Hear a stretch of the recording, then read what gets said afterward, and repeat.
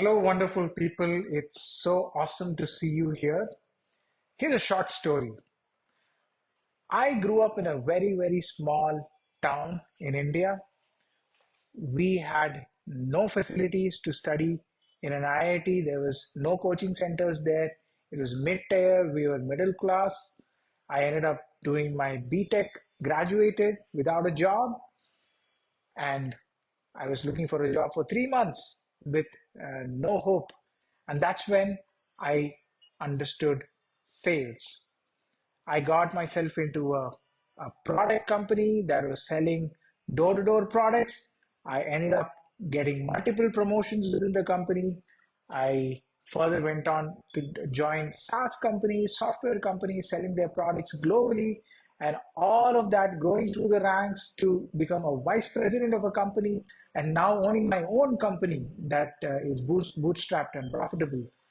All of this, the credit goes to sales. So everything I know about sales, from cold calling to tonality and negotiating, I've added it onto this video. So make sure you watch it to the full and take all you need out of it, because to run a successful business, you need sales. Sales sits on the priority list on top of all other operational aspects that you need to run in a business. So make sure you watch this video, and please do subscribe and like, and put in your comments whatever you feel. I've also added my email address below. So if you'd like to chat with me, feel free to send me an email and would love to speak with.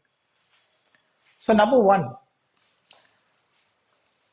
before you get into sales or before you're out there trying to sell your product in any industry vertical, you need to understand your market.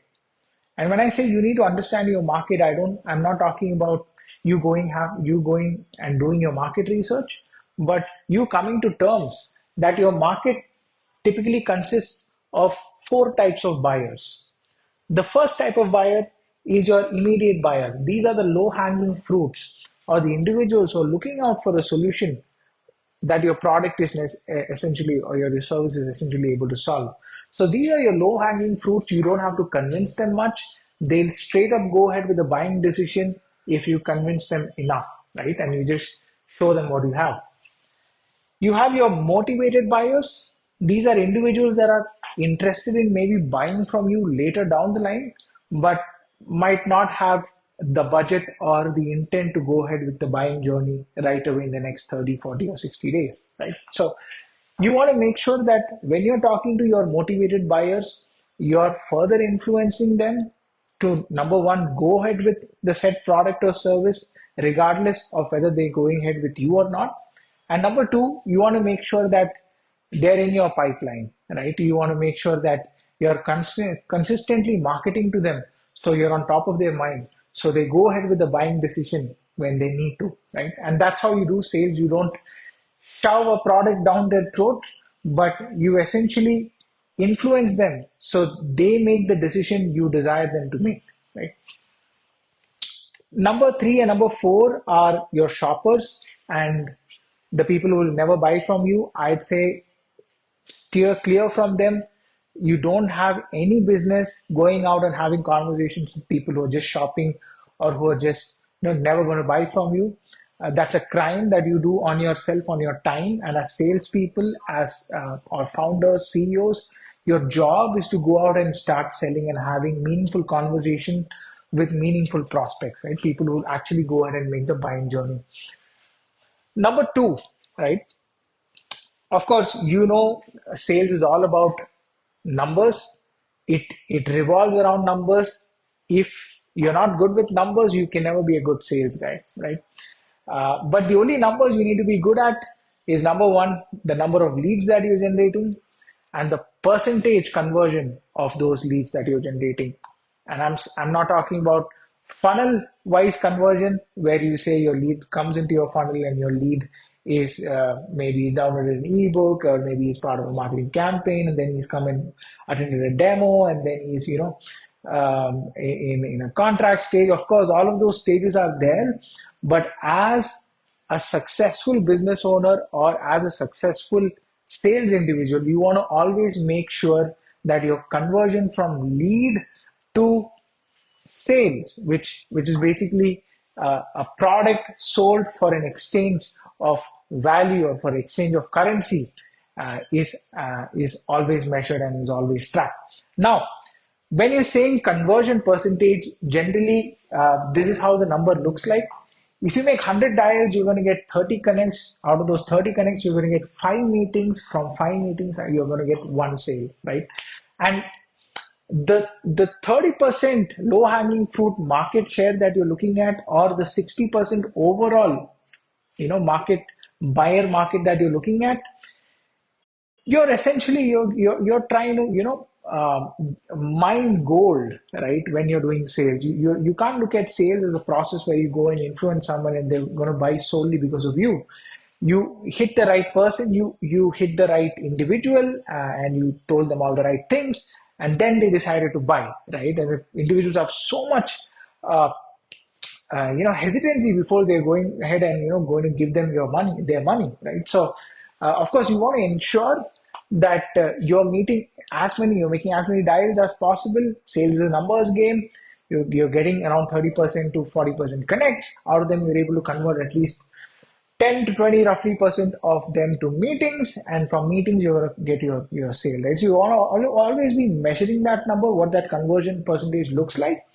On top of that, you want to ensure that you're looking at these customers as nuggets of gold, like someone who goes out and tries mining gold. Gold mining process goes through a ton of process and a ton of steps, which includes them filtering out for the gold from all of the sand that they pick out, right? So you want to go out and look for your nugget of gold, and that's your paid customer who's going to pay you in exchange for the product or services that you're giving him.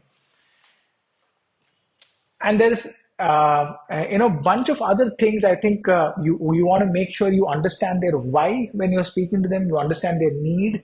That helps you not appear needy, but that helps you appear deedy. So you're kind of giving them a deed by helping them understand what their need is, helping them navigate the market better, and you become their companion essentially, for them to navigate the market and buy the right product that they want to buy, right? So you understand their why.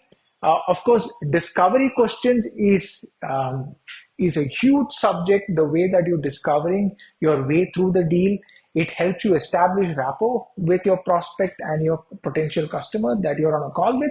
But at the same time, it helps you understand areas where you could leverage.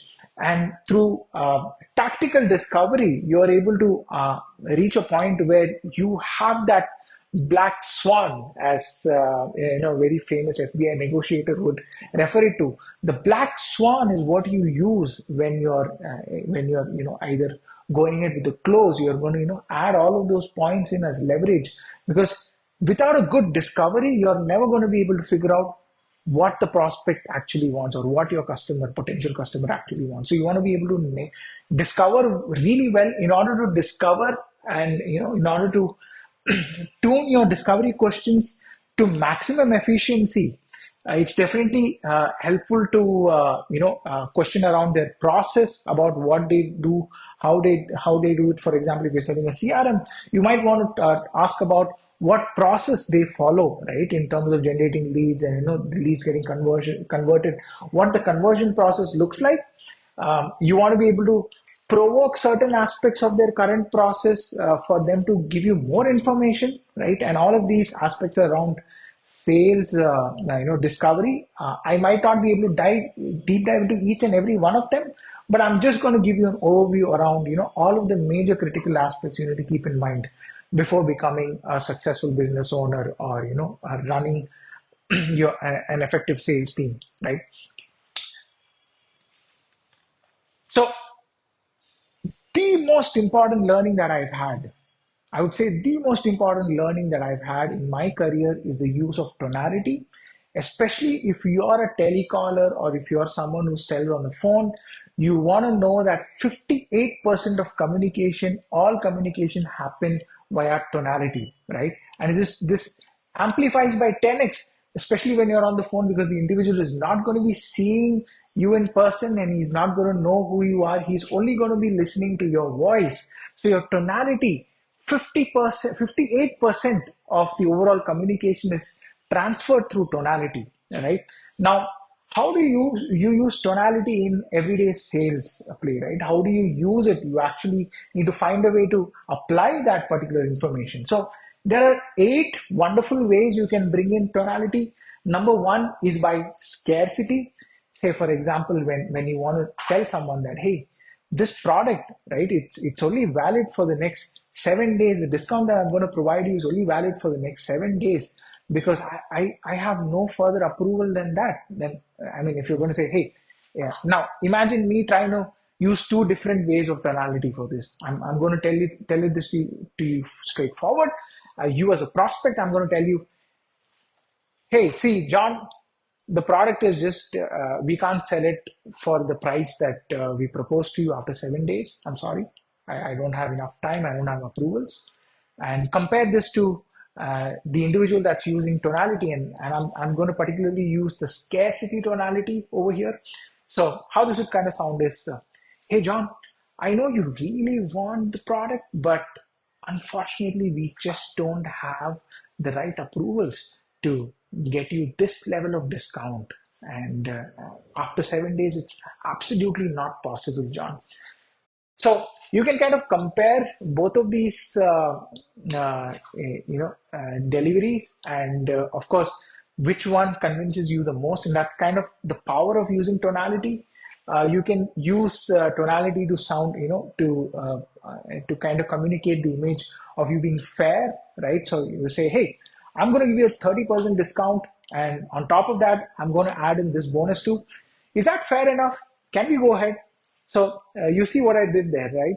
By using the words fair enough in a certain delivery or in a certain tone, I'm able to kind of create a notion where, hey, I'm already offering you so much. What more of me do you want, right? So is that fair enough, right? Can we go ahead?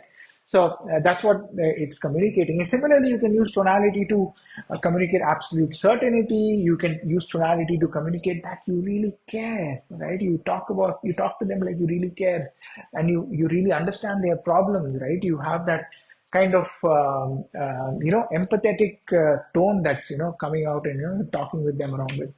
So you can use strategies for multiple other purposes. I'll we'll discuss on that, of course. But a huge factor when you're cold calling, trying to convert those 100 dials into those 5 meetings, right? Tonality is going to play a huge role if used properly. I've seen tonality up this number by 5 to 10%, right? So I'm sorry, up this number by at least 2 to 3 times, right? So if you're making 100 dials, if you use the right tonality and the right tonal patterns, you can convert 15 to 16 to 20 meetings, right?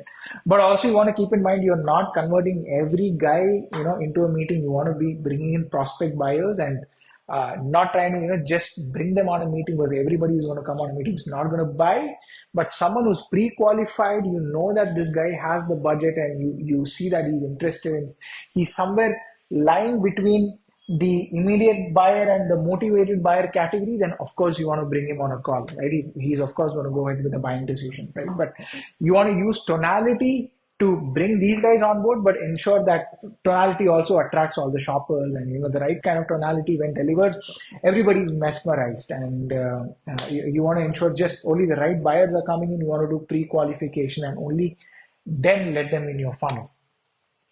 All right, tonality, and a couple of other things that have been very beneficial for me while doing my sales presentations. And you go about with your sales presentations. You use tonality. You use the numbers game to bring in as many meetings as possible, generate leads, from leads to meetings. And discovery question process is for you to understand them better. But then you go towards your sales presentation, you talk about what you really have, your products and services, and you eventually reach the position where you need to start negotiating with them, because everybody's not just going to go ahead and buy on the same very day. Although I have sold to individuals multiple lakhs of rupees of products, just going them meeting that day, selling it to them in their house in say a 2 or 3 hour period. But if you're selling to business owners, of course, it's going to take time. There's going to be a lot of negotiation involved. And there's a lot to cover around negotiation. I'm going to do it over a separate video very soon. But just a few key highlights around negotiation and how you can keep negotiation, your negotiation game, at max. It's just a few quick tips that you can utilize. Number one, you want to understand that there are essentially two systems in your brain or in your mind, running in your mind, right? System one is more of the animalistic, brain that is responsible for emotional decisions, and it's very sensitive, right? That's your animalistic side of your mind. That system one that operates in your mind. The system two that's a little more slow, deliberate, and logical, right?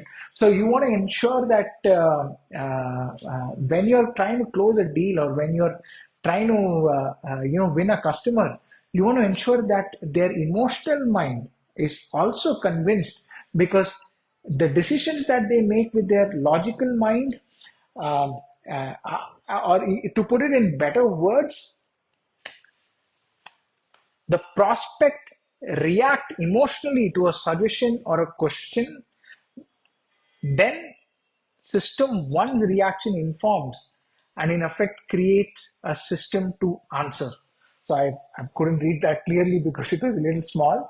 But essentially what we're trying to say here is a prospect's system one, which is emotional in nature, reacts to whatever you're telling them, whatever pricing you're giving them, whatever services you're offering. They react to that, and that essentially transfers the information to the logical side of the mind, which is responsible for communicating back to you, right? So they're receiving through their emotions, and they're transferring the message back through logic, right?